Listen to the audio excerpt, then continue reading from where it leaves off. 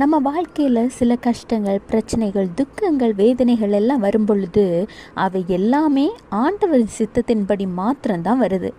ஆண்டவரோட சித்தம் இல்லாமல் ஒரு தலைமயிர் கூட உதிர்வதில்லை என்று ஆண்டவராகிய இயேசு கிறிஸ்து சொல்கிறாருங்க.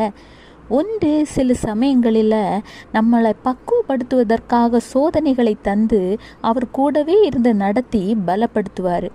மற்றொன்று, நம்மளுடைய கீழ்ப்படியாமையின் நிமித்தம் ஆண்டவருடைய போதகத்தை மறந்து உலக போக்கில் நடக்கிறது நிமித்தம் நம்மளுடைய தவறுகளை உணர்வடைந்து அவரிடம் மீண்டும் வருவதற்காக சோதனையின் பாதையில் நடத்துவார்.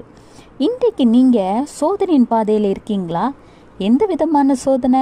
முதல் சொன்ன மாதிரியா, இல்லைன்னா ரெண்டாவது சொன்ன மாதிரியா? இது ரொம்ப சிந்திக்க வேண்டிய விஷயங்க. கர்த்தர் சொல்லுகிறார், நீதிமொழிகள் 3:1, என் மகனே, என் போதகத்தை மறவாதே, உன்